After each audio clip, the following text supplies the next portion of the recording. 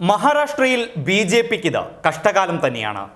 ശിവസേനയ്ക്കെതിരെ ഒന്ന് ശക്തമായി ശബ്ദമുയർത്താൻ പോലും ബി.ജെ.പിയുടെ ദേശീയ നേതാക്കൾക്ക് ഭയമാണ്.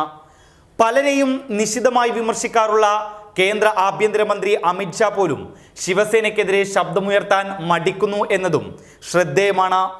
25 വർഷത്തേക്ക് ബി.ജെ.പിയെ പ്രതിപക്ഷത്തിരുത്താൻ ശിവസേനയ്ക്ക് സാധിക്കുമെന്ന് ശിവസേന നേതാവ് സഞ്ജയ് റാവത്ത് കഴിഞ്ഞ ദിവസം പറഞ്ഞിരുന്നു. മഹാരാഷ്ട്രയിലെ കാര്യങ്ങളും അങ്ങനെ തന്നെയാണ് മുന്നോട്ടു പോകുന്നതും. മഹാരാഷ്ട്രയിൽ ബി.ജെ.പിയുടെ മുതിർന്ന നേതാക്കൾ തന്നെ പാർട്ടി വിടുന്നത് പതിവായിരിക്കുകയാണ്. നേരത്തെ ബി.ജെ.പിയുടെ മുതിർന്ന നേതാവ് ഏക്നാഥ് ഗഡ്സെ പാർട്ടി വിട്ടിരുന്നു.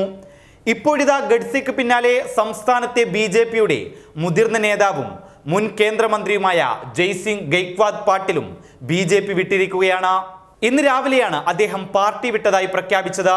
തന്റെ രാജിക്കത്ത് ബി.ജെ.പി മഹാരാഷ്ട്ര സംസ്ഥാന പ്രസിഡന്റ് ചന്ദ്രകാന്ത് പാട്ടീലിന് രാവിലെ അയച്ചു. പാർട്ടിക്കകത്തെ ഭിന്നതയും അവഗണനയും മൂലമാണ് താൻ പാർട്ടി വിടുന്നതെന്ന് ജയ്സിംഗ് ഗെയ്ക്വാദ് പാട്ടീൽ പറഞ്ഞിരുന്നു.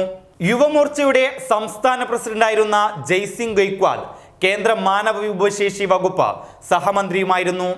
1973 ജനസംഘവുമായി ബന്ധപ്പെട്ടാണ് രാഷ്ട്രീയ പ്രവർത്തനത്തിലേക്ക് എത്തിയത്. മഹാരാഷ്ട്രയിലെ തന്നെ മുതിർന്ന ബി.ജെ.പി നേതാവും മുൻ സംസ്ഥാന ധനകാര്യമന്ത്രിയുമായ ഏക്നാഥ് ഗഡ്സെ ബി.ജെ.പി വിട്ടതിന് തൊട്ടുപുറകെയാണ് ഇപ്പോൾ ജയ്സിംഗ് ഗെയ്ക്വാദും പാർട്ടിയിൽ നിന്ന് രാജിവെച്ചിരിക്കുന്നത് എന്നത് സംസ്ഥാന ബി.ജെ.പിക്ക് കനത്ത തിരിച്ചടിയാണ് നൽകിയിരിക്കുന്നത്. പലതരത്തിൽ അസംതൃപ്തരും അവഗണിക്കപ്പെടുന്നവരുമായ വലിയ നിര നേതാക്കൾ ഇനിയും സംസ്ഥാന ബി.ജെ.പിയിൽ നിന്ന് വിട്ടുപോകാൻ സാധ്യതയുള്ളതായി രാഷ്ട്രീയ നിരീക്ഷകരും വിലയിരുത്തുന്നുണ്ട്. ബി.ജെ.പിയുടെ കീഴിൽ പാർട്ടിയുടെ ദളിത് മുഖങ്ങൾ വിവേചനം നേരിടുന്നുണ്ടെന്ന് വിമർശിച്ചായിരുന്നു ഗഡ്സെ നേരത്തെ ബി.ജെ.പി വിട്ടത്. ഭിന്നതകൾ രൂക്ഷമായതോടെ ഗഡ്സെയും അദ്ദേഹത്തെ പിന്തുണയ്ക്കുന്നവരും ബി.ജെ.പി വിട്ടേക്കുമെന്ന റിപ്പോർട്ടുകൾ ഉണ്ടായിരുന്നു. അതിന്റെ ആദ്യ സൂചനയാണ് Jaising Gaikwad.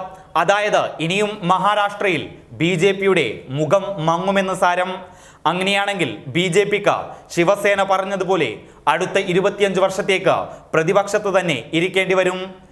News desk public Kerala. Mama's dishwash liquid, soft on hands.